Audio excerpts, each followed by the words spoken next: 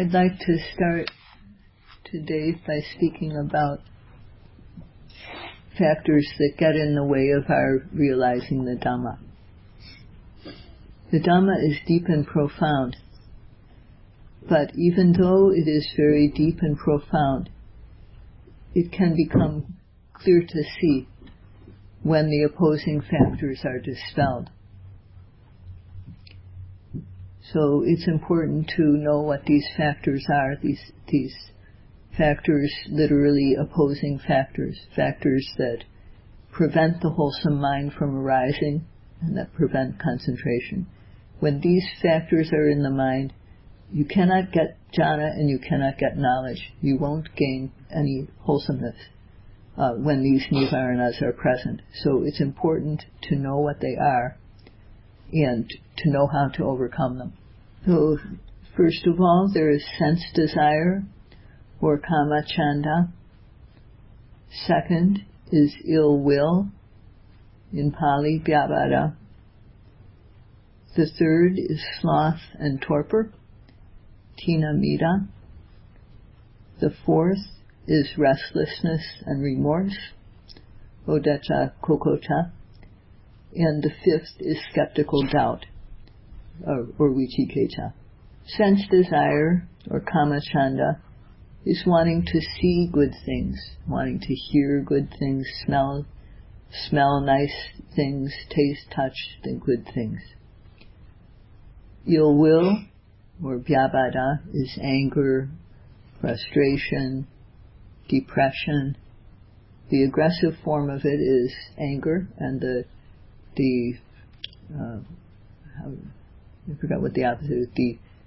The sort of self-deflected form is depression. And then sloth and torpor, or tina mida, dullness, the dull mind, bored mind, lazy mind, not wanting to do anything at all, sluggish, drowsy.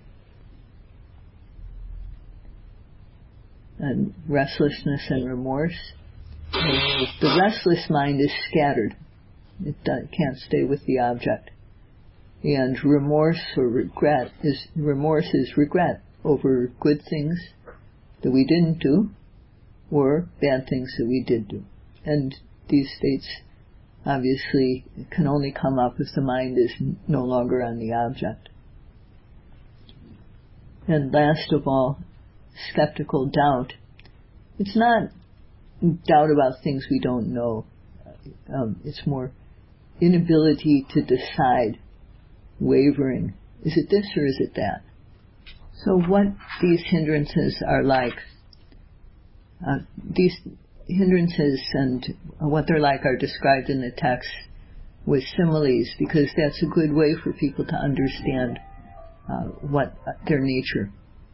So having sense desire in the mind is like being in debt. When the person to whom we owe the money, the lender, when the lender comes to us to collect or to ask for it, whatever, then even if the lender speaks harshly, beats us, we can't protest. We just have to put up with it because we're in debt to that person. And sense desire is like that. It's said sometimes that we are a slave to craving, because when we want something, we want a cup of coffee, we want a piece of chocolate, we want something, we go and get it, because craving is telling us to do it. So it is like being in debt to be subject to sense desire. Anger is like being sick with a disease. For example, when we have a gallbladder problem, even though there's a plate of food in front of us, we don't want to eat it. We want to throw up when we see the food. And an angry person is like that. When there's anger in the mind, a person can't accept even a little bit of what a teacher or the preceptor says out of goodwill, if it's admonishment. In the case sometimes when a person is in robes, they feel, oh, my teacher is just oppressing me, and then they go and disrobe because of that reaction to what is actually being said out of goodwill. when we're under the influence of anger, we won't be able to get the happiness of absorption, jhana, or the other good experiences that come from the teachings of the Buddha. Sloth and torpor, suffering from sloth and torpor is like being in jail when there's a festival day going on. One misses the beginning of it, the middle of it, and the end of it. When you're out of prison the next day, you hear about it. Oh, the dancing was wonderful. Oh, the singing, oh, the music. But you can't make any response to that because you were in jail. So you didn't experience it. And it's the same with sleepiness. With sleepiness, we don't experience what happens at the beginning of the sitting, or in the Dhamma talk, we don't experience the beginning, middle, end of the Dhamma talk, because if we're sleepy during it. And this is because sleepiness overwhelms us. So it is compared to being in jail. Restlessness and remorse. An analogy for this is a servant is enjoying the festival that is going on, but the master comes and orders him, I need you to go do something. Go there quickly. If you don't, I'll break your arms and legs. So, of course, the servant just goes there, and he misses the festival because he has to do what the master tells him. And for us, when we're meditating, if the mind is separated from the object, it can't experience the object. It goes elsewhere. And of course, remembering things that we regret, we'd rather not have to remember them. It's not, the servant doesn't want to be ordered like that by the master, and we also don't want to necessarily remember things that make us unhappy. So when a person has this type of restlessness or remorse, they, even though they go somewhere to meditate, they can't decide about whether something is right or not. They're not, for example, they may worry about, did I break my precepts? Did I break my sila or not? They have some, worry or restlessness about something they did. A person with doubt in the mind is compared to a traveler who is going along a dangerous journey and carrying valuable goods and money. And the traveler goes along and sees a place where other travelers have been attacked. And he hears the sounds of sticks, branches breaking, dogs, and so on. And he wonders, are thieves coming? Maybe thieves are coming. Are they thieves or not? And then he wonders, should I go? Should I stay? So he can't decide, should I go onwards from this point? Should I go back? And if at that point the person wavers, he may make it to safety, or he may not. While he's thinking about this, he could be attacked. The thieves can catch up with him and rob him. So when we practice, if we get stuck in thinking about, was the Buddha enlightened or not?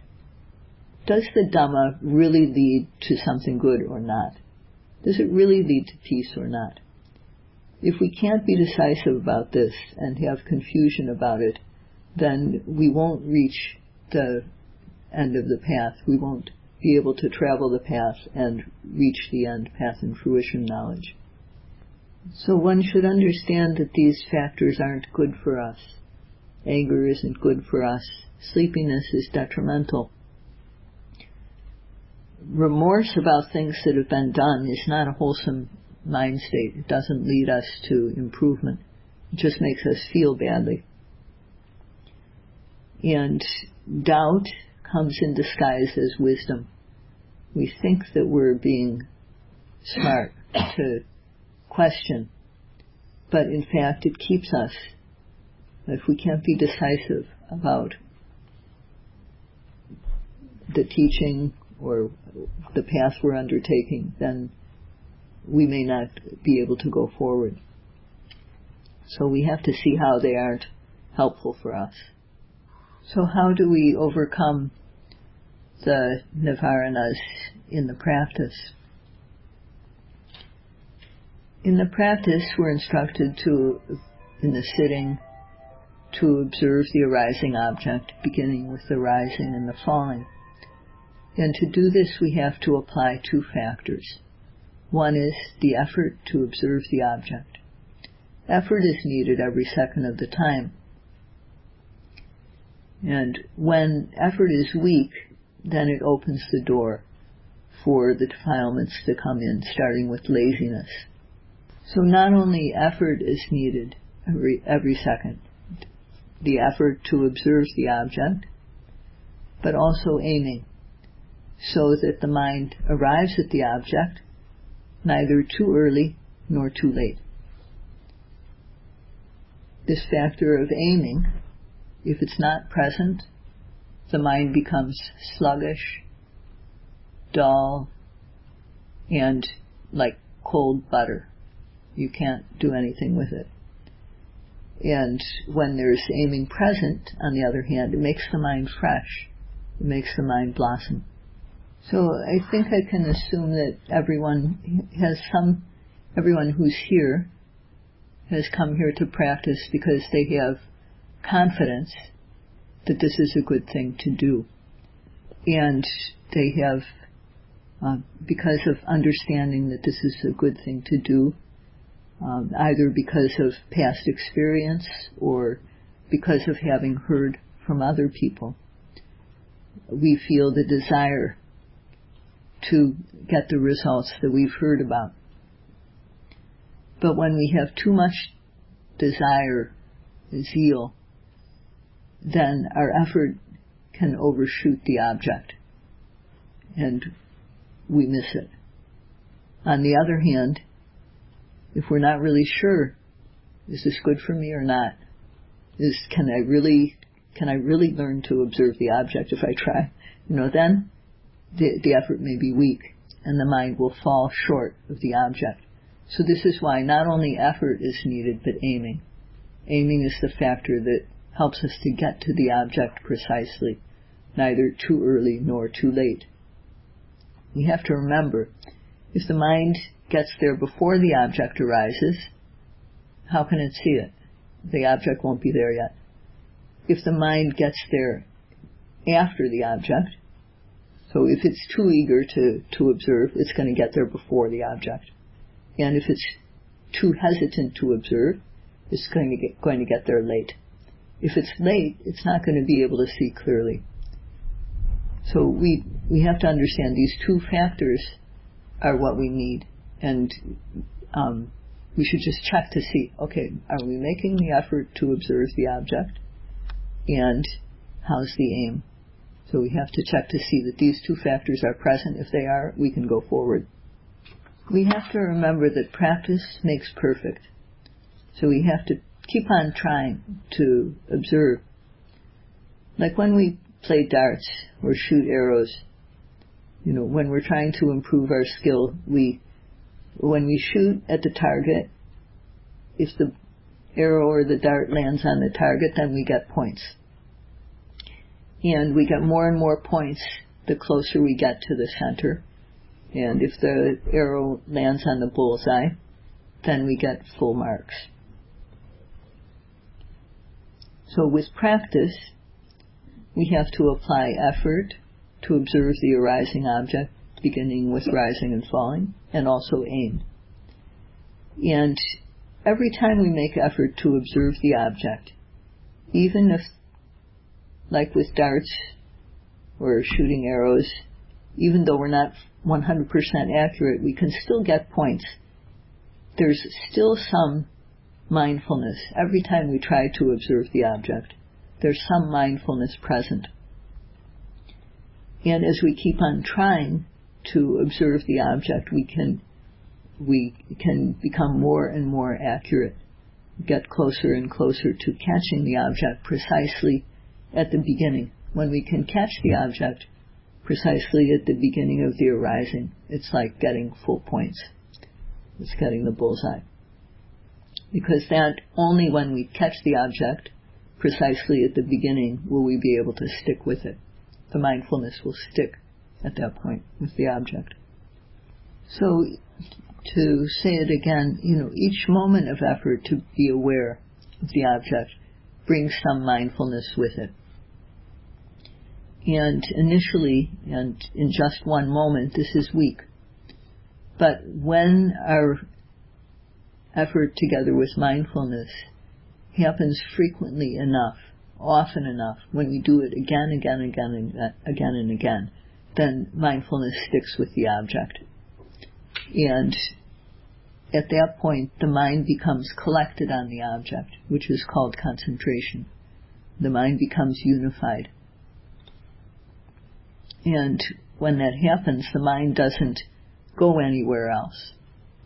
So even though knowledge hasn't yet arisen, this condition of the mind being collected on the object is very good. The mind isn't going to its usual places, wanting to see good things, hear good things, smell good things, taste good things, touch good things. It's also not going to things that some people tend to go towards the pleasurable side, and some people tend to go to the angry side, things that don't agree with them, things that generate ill will. So in either case, the mind is not going anywhere else. It is just staying with the object when it is collected. But primarily, it's not getting involved in sense pleasures at that time. So when we aim, we make effort and aiming every moment of every second of the time. And when there is, aiming is also called initial application of the mind, or vitaka. And when our aim is accurate enough, then it brings together the quality of sustained application of the mind on the object, which you can also call rubbing. The mind seems to rub against the object. And this is called in Pali vichara, V-I-C-A-R-A. So when the mind is sustained on the object, then the mind knows definitely what that object is. There's no wavering. What is it? Was it that? Was it this? The mind is definite. It knows definitely. That's hardness. That's softness. Whatever it was. The mind knows very surely. It's because of the mind, the sustained application of the mind on the object, that comes from aiming accurately again and again and again.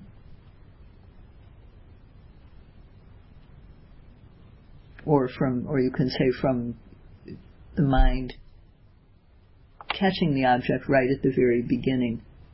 That's when it starts to be sustained on the object. So when the mind is collected on the object, not going anywhere else, then there arises joyous interest in the object, or piti. And the mind is not being shaken. It's not scattered.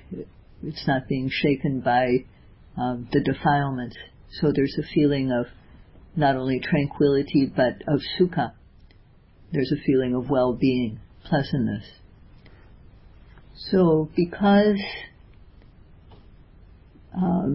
when the mind is collected on the object, it doesn't go to thoughts of desirable sense objects. And therefore, concentration is the antidote, or the factor that dispels sense desire. The factor of aiming makes the mind fresh, makes the mind blossom. And therefore it's the antidote to sloth and torpor. That's why one of the remedies for sleepiness is to bring to mind something that you've memorized. Because that fact of aiming the mind, at focusing the mind in that way on the thing you're trying to recite in your mind, that can make the mind wake up. Sukha overcomes restlessness and remorse. And vichara, the the rubbing, sustained application of the mind on the object, or the mind rubbing against the object, overcomes vicikiccha. It's the antidote. So I'd like to conclude by describing an analogy from the scriptures that shows how we should try to make effort to observe the objects. And imagine that there's a person, a criminal, who's been convicted of a crime, and that person is sentenced to death. But he has an option. The king says, okay, take this bowl that is full to the brim with oil. He has to carry it without spilling a drop. And I'll continue after you do that. Okay. Yes. So where does he have to carry it?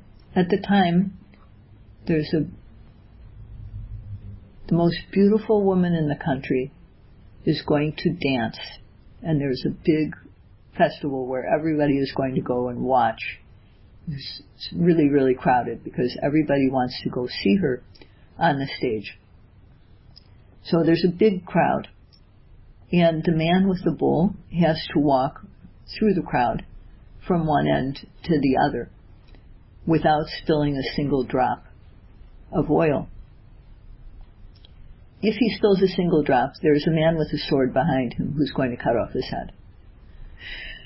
So, how intently do you think the man will be focused on the bowl of oil and keeping it level? Do you think he's going to pay any attention to the beautiful woman on stage or to the people in the crowd? So this is an analogy for how important our mindfulness is. Our mindfulness is that important that we should try not to spill a single drop of it as we go about our day. So our mindfulness comes from effort to observe. So I hope that you will all be able to apply the instructions to observe the arising object with effort and aiming as often as every second of the time, as much as you can, between now and the remainder of your retreat. Sadhu, sadhu, sadhu.